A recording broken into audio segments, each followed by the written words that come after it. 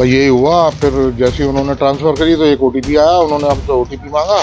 जैसे ही उन्होंने ओटीपी मांगा तो उसके द्वारा जो है उन्होंने धीरे धीरे ट्रांजेक्शन करके फ़ोन होल्ड करा के बच्चे का हमारे, तो उसको इतना डेमोलाइज कर दिया कि वो कुछ कर नहीं पाया।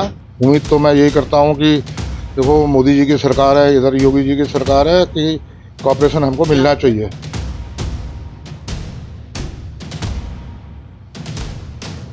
यूपी के मेरठ से एक हैरान कर देने वाला मामला सामने आया है। सदर बाजार थाना क्षेत्र से जॉली शॉपिंग सेंटर के संचालक से साइबर ठगों ने लाखों रुपए की ठगी कर ली। मिली जानकारी के अनुसार खुद को सैन्य कर्मी बताकर साइबर ठगों ने झांसा दिया और साइबर ठगों ने 44 लाख से अधिक रुपए की ठगी को अंजाम दिया। कई बैंक खातों में 10 से ज्यादा बार ट्रांजैक्शन कराया गया। इसके बाद मोबाइल बंद कर दिया गया। पीड़ित ने साइबर क्राइम थाने में रिपोर्ट दर्ज कराई है। 26 तारीख को एक ऑर्डर आया था मेरे पास गणेश जी की मूर्तियों का।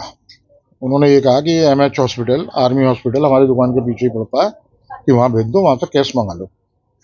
हमने बिल काट के वहाँ पे भेजा।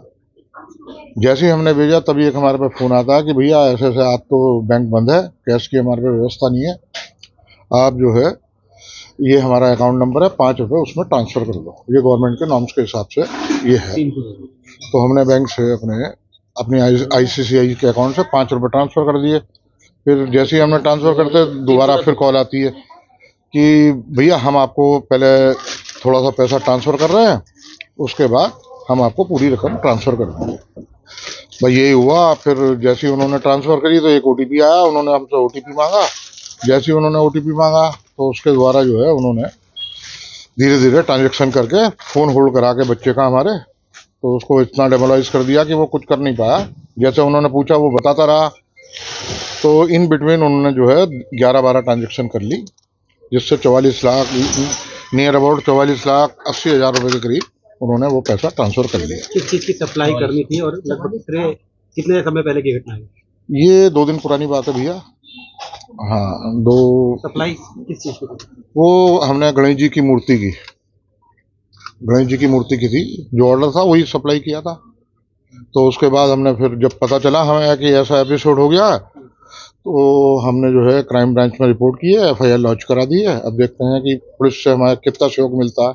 उम्मीद तो मैं यही करता हूँ कि देखो मोदी जी की सरकार है, इधर योगी जी की सरकार है, कि कॉपरेशन हमको मिलना चाहिए। क्या बताया था उन्होंने आपको? कौन से डिपार्टमेंट वगैरह में बताया? क्राइम ब्रांच में, साइबर में। सप्लाई किसको की थी आपने? ये कोई आर्मी का ऑफिसर का फोन आया था हमारे पास, लेकिन वो पता चला कि वो फर्जी है। ये है। आपको बता दें कि लक्ष्य रस्तोगी की जॉली शॉपिंग सेंटर नाम से दुकान है। 25 जनवरी लक्ष्य को एक कॉल आया। कॉल करने वाले ने अपना नाम कुणाल चौधरी बताया और गणेश जी की 10 मूर्तियां खरीदने की बात कही। लक्ष्य ने ठग के दिए नंबर पर मूर्ति के फोटो भेजे। ठगों ने एक मूर्ति पसंद की और कहा कि उन्हें ऐसी ही 10 मूर्तियां चाहिए।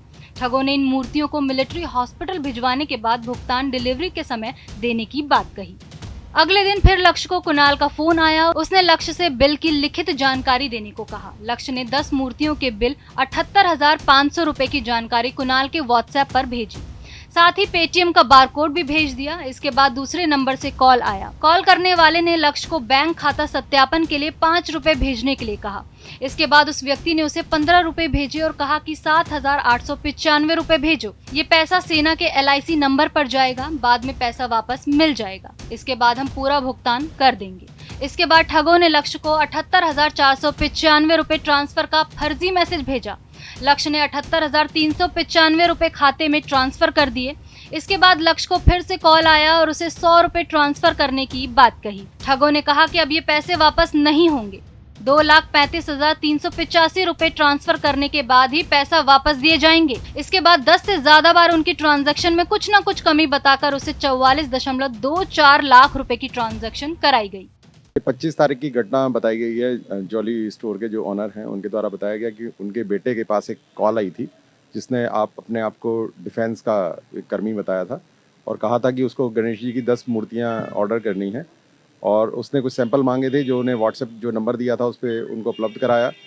बदले में उसने एक मूर्ति उसमें से पसंद की कि ये पसंद है और इससे मुझे 10 पीस चाहिए।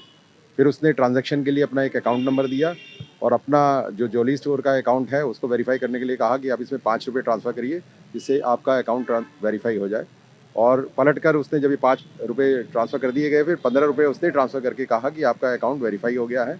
और फिर उसके बाद उसने कहा कि हम ऑर्डर प्लेस कर रहे हैं और आपको इसमें फर्दर इसमें आपके पास OTP आएगा, वो हमसे शेयर करते रहें। इसी में उन्होंने ट्रांजैक्शन किया है। जो ज्वेलरी स्टोर के ओनर हैं उनके द्वारा बताया गया है कि उनके बेटे ने उसमें जो बातें वो कहते रहे, इस तरह से वो ट्रांजैक्शन करते रहे, तो टोटल इनका 44 लाख के करीब इनका पैसा उसमें ट्रांजैक्शन हो गया, जो कि इनका बेटा समझ नहीं पाया। वो लगातार वो OTP मांगता रहा, वो शेयर करता रहा। अभी हमने फ़िलहाल उसमें जो अकाउंट्स थे, 6 अकाउंट्स हैं जिनमें पैसे ट्रांसफ़र हुए हैं, उन सभी को फ्रीज़ करने के लिए हमने रिक्वेस्ट डाल दी थी तत्काल ही, और इसमें अभियोग पंजीकृत कर लिया गया है और विवेचना जारी है। नहीं, ये ऑब्वियसली ऐसा होता है कि लापरवाही कहीं ना कहीं किसी स्तर पे होती है, तभी ये साइबर फ्रॉड हो पाते हैं। यदि कोई जागरूक रहे और ये समझ जाए कि OTP मांगा जा रहा है, तो क्यों मांगा जा रहा है, क्योंकि ट्रांजैक्शन के लिए आपका इंटरनेट बेस्ड जो भी है, आपकी ई-बैंकिंग जो है, कोर बैंकिंग सॉल्यूशन में साफ है कि आप OTP शेयर ना करें। ये इंस्ट्रक्शंस आते रहते हैं बैंक की तरफ से भी, और जो भी होगा कोर बैंकिंग में, आप OTP नहीं शेयर करेंगे तो आपका ट्रांजैक्शन नहीं हो सकता। वो भी आपका रजिस्टर्ड मोबाइल नंबर होगा, उसी पर आता है। तो ये कहीं ना कहीं चूक हो जाती है, वो बातों में इस तरह से बहला लेते हैं कि ये फ्रॉड करने हो ही जाता है कि मतलब वो कहेंगे OTP शेयर कर दो, हमने आपके पास भेजा है, ये ट्रांजैक्शन हो रहा है, इसको वेरीफाई करने के लिए एक OTP आपके पास आएगा, इसको वेरीफाई करा दें। तो कई बार ऐसे लफाजी वाली बातों में लगा कर वो फिर बेवकूफ़ बना देते हैं, जिसमें ट्रांजैक्शन होता है। एसपी का कहना है कि युवक से हुई धोखाधड़ी के मामले में जांच कराई जा रही है। ज्वेलरी स्टोर के मालिक के 6 अकाउंट हैं जिन्हें फ्रीज करवा दिया गया है। इस मामले में मुकदमा दर्ज कर लिया गया है। इस मामले की जांच जारी है। एसपी क्राइम ने कहा कि इस तरह की कॉल आती है जिसके बाद लोग ठगी का शिकार हो जाते हैं। इस तरह की कॉल अगर आती है तो अच्छी तरह से जांच कर लेनी चाहिए ताकि आपके साथ ठगी ना हो। Bureau report, UP.